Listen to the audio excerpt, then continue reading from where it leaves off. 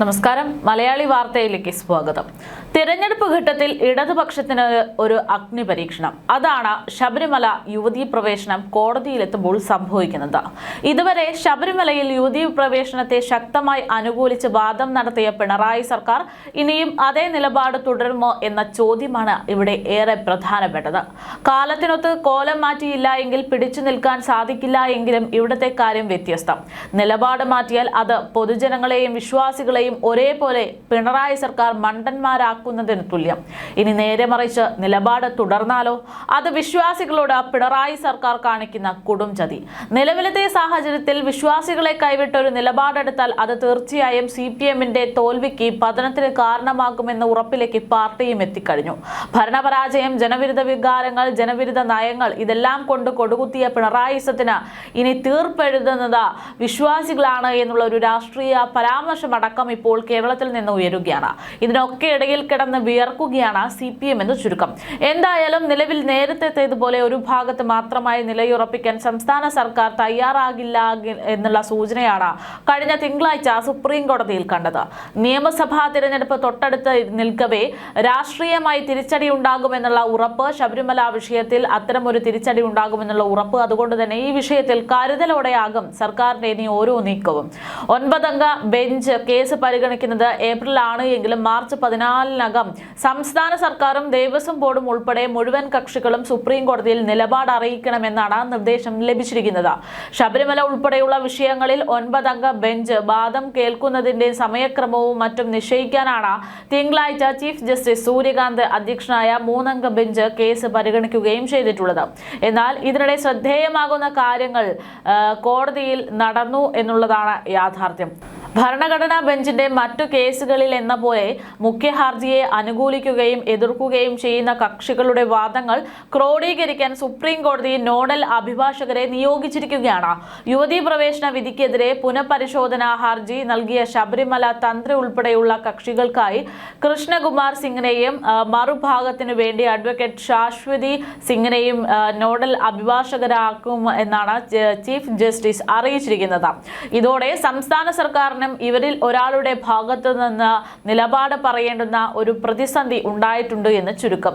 എന്തായാലും ഇതിനിടെ തന്ത്രി കണ്ഠരര് രാജീവർക്കു വേണ്ടി ഹാജരായ മുതിർന്ന അഭിഭാഷകൻ വി ഗിരി സംസ്ഥാന സർക്കാരിനു വേണ്ടി നിഷേയ രാജൻ ശങ്കറിന്റെ പേര് നിർദ്ദേശിച്ചതായാണ് വിവരങ്ങൾ പുറത്തുവരുന്നത്. സംസ്ഥാന സർക്കാരിന്റെ സുപ്രീം കോടതിയിലെ സ്റ്റാൻഡിംഗ് കോൺസിലായിട്ടുള്ള നിഷേയ രാജൻ ശങ്കറിനെ നോഡൽ അഭിഭാഷകനാക്കാമെന്ന് അദ്ദേഹം പറയുകയും ചെയ്തിട്ടുണ്ട്. സംസ്ഥാന സർക്കാർ ഒരു ഭാഗത്ത് മാത്രമായി നിലയുറക്കുന്നില്ലാത്തത് കൊണ്ടാണോ അദ്ദേഹം മൂന്നാമതൊരു പേര് നിർദ്ദേശിച്ചത് എന്ന കാര്യത്തിൽ ഇപ്പോൾ ചില സംശയങ്ങളും ഉയരുന്നു. അതേസമയം തങ്ങൾ ഇതുവരെ പുനഃപരിശോധനയെ എതിർക്കുകയാണ് ചെയ്തത് എന്നാണ് സംസ്ഥാന സർക്കാർ നിയോഗിച്ച മുതിർന്ന അഭിഭാഷകൻ ജയ്ദീപ് ഗുപ്ത പറഞ്ഞത് എങ്കിലും ഇപ്പോഴത്തെ നിലപാട് എന്താണ് എന്ന് പറഞ്ഞില്ല എന്നുള്ളതാണ് ഇവിടെ ഏറെ ശ്രദ്ധേയമായിട്ടുള്ള കാര്യം. എന്തായാലും ചുരുക്കി പറയുമ്പോൾ 2019 ലോക്സഭാ തിരഞ്ഞെടുപ്പ് മുതൽ ശബരിമല എന്നത് ഇടതുപക്ഷത്തിനും സർക്കാരിനും വലിയ തലവേദനയായി എന്ന് ചുരുക്കം.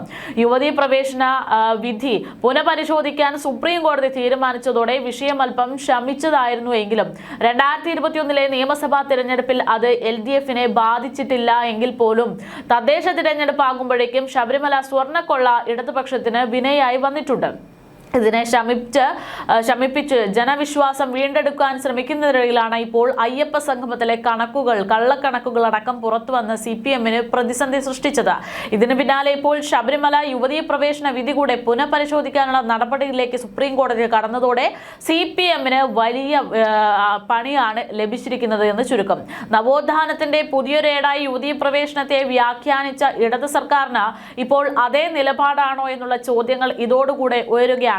പുനഃപരിശോധനാ ഹർജികൾ പരിഗണിക്കാൻ സുപ്രീം കോടതി പെടുന്നതിനെ തീരുമാനിച്ചതാണ് സർക്കാരിനെയും LDF-നെയും ഇപ്പോൾ ഒരേപോലെ കുഴക്കിയിരിക്കുന്നത്. ശബരിമല യുവതീ പ്രവേശനത്തിനെതിരെ ഹർജി നൽകിയ സംഘടനയാണ് NSS. സർക്കാരിന് പഴയ നിലപാടില്ലെന്ന് NSS പറയുന്നുണ്ട്. NSS ജനറൽ സെക്രട്ടറി പറഞ്ഞിട്ടുണ്ടെങ്കിലും അങ്ങനെ ഒരു നിലപാട് സർക്കാർ ഇതുവരെ പരസ്യപ്പെടുത്തിയിട്ടില്ല എന്നുള്ളതാണ് ശ്രദ്ധേയം. അത് പറഞ്ഞാൽ KPMS-നെ പോലുള്ള നവോത്ഥാന സമിതിയിലെ സംഘടനകളെല്ലാം ഇടയും CPM-ന് വീണ്ടും മറുപടി പറയേണ്ടി വരുന്ന ഒരു സാഹചര്യമാണ്. ഇത്തരമൊരു പ്രതിസന്ധി ഘട്ടത്തിൽ ഉയരുന്ന മറ്റൊരു പ്രധാനപ്പെട്ട ചോദ്യം എന്ന് പറയുന്നത് VS-ന്റെ നിർദ്ദേശം CPM-ന് ഒരു അഭയമാകുമോ എന്നുള്ളതാണ്. VS സർക്കാരിന്റെ സത്യവാങ്മൂലത്തിൽ പറഞ്ഞ കാര്യത്തിൽ അഭയം തേടാമെന്നാണ് നിലവിൽ CPM തീരുമാനിച്ചിരിക്കുന്നതെന്നാണ് സൂചന. യുവതീ പ്രവേശനത്തിൽ എതിരല്ല എങ്കിലും ജാഗ്രതയോടെയുള്ള നിലപാട് കേസിൽ തുടക്കത്തിൽ VS സർക്കാർ സ്വീകരിച്ചിരുന്നു എന്നുള്ളതാണ് ഇതിവിടെ പറയുന്നത്. ഇക്കാര്യത്തിൽ തീരുമാനമെടുക്കാൻ ഹിന്ദു പണ്ഡിതന്മാരും സാമൂഹിക പരിഷ്കർത്താക്കളും എല്ലാം ഉൾക്കൊള്ളുന്ന കമ്മീഷൻ രൂപവൽക്കരിക്കണമെന്നായിരുന്നു VS സർക്കാരിന്റെ സത്യവാങ്മൂലം. ഉമ്മൻചാണ്ടി സർക്കാർ വന്നപ്പോൾ ഇത് മാറ്റി യുവതീ പ്രവേശനത്തെ എതിർത്തു എന്നുള്ളതാണ് പിന്നീടുള്ള റിപ്പോർട്ടുകൾ. കേസിന്റെ അവസാനഘട്ടം പിണറായി സർക്കാരാണ് ഉണ്ടായിരുന്നത്. സർക്കാർ യുവതീ പ്രവേശനം വേണമെന്ന ആവശ്യക്കാർക്ക് ഒപ്പം നിന്ന് വിധി നടപ്പാക്കാൻ മുന്നിട്ടിറങ്ങിയത് ഏറെ ശ്രദ്ധേയമാണ്. വിധിക്ക് ശേഷം പുനഃപരിശോധനാ ഹർജി വന്നപ്പോഴും അതിനെ എതിർത്ത സർക്കാർ VS-ന്റെ കാലത്തെ കമ്മീഷൻ ആവശ്യം ഉയർത്തി തലയൂരാനാകുമോ എന്നുള്ള ശ്രമമാണ് ഇപ്പോൾ നടത്തിക്കൊണ്ടിരിക്കുന്നത്. പക്ഷേ പുനഃപരിശോധനാ ഘട്ടത്തിൽ രണ്ട് പക്ഷമാണ് എന്നുള്ളതാണ് ഇവിടുത്തെ ശ്രദ്ധേയമായിട്ടുള്ള കാര്യം. പ്രവേശനത്തെ അനുകൂലിക്കുന്നവരും എതിർക്കുന്നവരും. ഇതിൽ സർക്കാർ, ഇടതുപക്ഷ സർക്കാർ ഏത് പക്ഷത്ത് നിൽക്കും എന്നുള്ള ചോദ്യം ഇപ്പോൾ ഉയരുകയാണ്.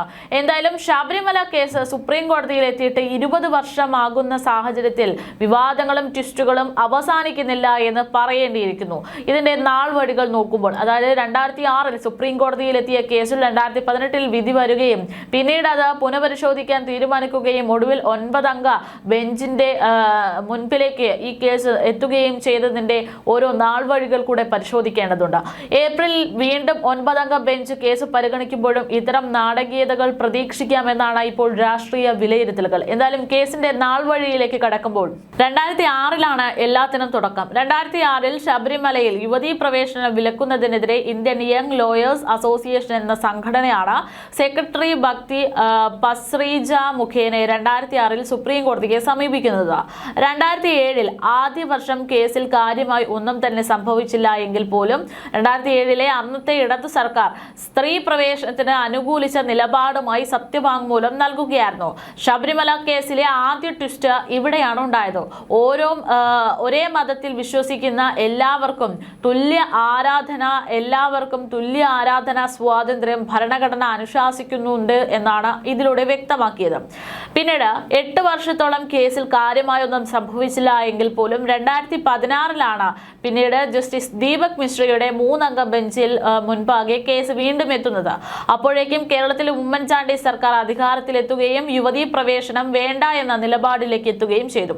കേസ് 2018-ൽ ഭരണഘടനാ ബെഞ്ച് പരിഗണിച്ചപ്പോഴും സംസ്ഥാനത്ത് ഭരണമാറ്റം ഉണ്ടായി പിണറായി സർക്കാരിലെത്തുകയും അവിടെ യുവതീ പ്രവേശനത്തെ ശക്തമായി അനുകൂലിക്കുന്ന നിലപാടെടുക്കുകയുമായിരുന്നു. 2019-ൽ യുവതീ പ്രവേശനത്തെ എതിർക്കുമ്പോൾ ദേവസ്വം ബോർഡിന്റെ പ്രസിഡന്റ് പ്രയാർ ഗോപാലകൃഷ്ണനായിരുന്നു എന്നുള്ളതാണ്. 2019-ൽ പുനഃപരിശോധനാ ഹർജി പരിഗണിക്കുമ്പോഴും അദ്ദേഹം സ്ഥാനമൊഴിഞ്ഞിരുന്നു. ഇതോടെ ദേവസ്വം ബോർഡും നിലപാട് മാറ്റുകയാണ് ഉണ്ടായത്. പിന്നീട് പ്രയാർ ഗോപാലകൃഷ്ണൻ സ്വന്തം നിലയ്ക്ക് യുവതീ പ്രവേശനത്തെ എതിർത്ത് പുനഃപരിശോധനാ ഹർജി നൽകുകയും 2019 നവംബറിൽ യുവതീ പ്രവേശന വിധി പുനഃപരിശോധിക്കാൻ സുപ്രീം കോടതി തീരുമാനിക്കുകയും ചെയ്തു. വിശാല ബെഞ്ച് വിഷയം പരിഗണിക്കുകയും 5-അംഗ ബെഞ്ച് വിധി എഴുതുകയും ചെയ്യുകയായിരുന്നു. അങ്ങനെ 2020-ൽ കേസ് പരിഗണിക്കാൻ 9-അംഗ ബെഞ്ച് ഉണ്ടാകുകയും ഒരു ദിവസം മുഴുവൻ വാദം കേൾക്കുകയും ചെയ്തു. പക്ഷേ തീരുമാനങ്ങളൊന്നും തന്നെ ഉണ്ടായില്ല. തൽക്കാലത്തേക്ക് ആ കേസ് അവിടെ പാതിയിൽ നിൽക്കുന്ന ഒരു സാഹചര്യമായിരുന്നു. ഇപ്പോഴിതാ 2026-ൽ കേസ് മറ്റൊരു വഴിത്തിരിവിലേക്ക് പോകുന്നു എന്നുള്ള റിപ്പോർട്ടുകളാണ് പുറത്തു വരുന്നത്. ഇവിടെ അറിയേണ്ടുന്നത് ഇടത് സർക്കാരിന്റെ നിലപാടാണ്. ഇടത് സർക്കാരിന്റെ നിലപാട് എത്തരത്തിലാണ് വിശ്വാസികളെ ഹനിക്കുന്നത്, അല്ലെങ്കിൽ വിശ്വാസികളെ ഏത് തരത്തിലായിരിക്കും ഇത് ബാധിക്കുക എന്നുള്ള ആശങ്കകളൊക്കെ നിൽക്കുന്നുണ്ട്. അതേസമയത്ത് തെരഞ്ഞെടുപ്പ് അടുത്തിരിക്കുന്ന സാഹചര്യമായതുകൊണ്ട് തന്നെ നിലപാടെടുക്കുക എന്നുള്ളത് ഇടതു സർക്കാരിനെ സംബന്ധിച്ചും വളരെ ഗുരുതരമായിട്ടുള്ള ഒരു വിഷയമാണ്. നിലപാടിൽ ചെറിയൊരു പാളലുണ്ടായാൽ പോലും അത് പാർട്ടിയുടെ അവസാനത്തിലേക്ക്, പാർട്ടിയുടെ പതനത്തിലേക്ക് എത്തിക്കാനുള്ള സാഹചര്യം ഉണ്ടാകുമെന്നുള്ളത് കൊണ്ട് തന്നെ ചെറിയൊരു ഭയം സഖാക്കന്മാർക്കുമുണ്ട് എന്ന് പറയുന്നതിൽ തെറ്റില്ല.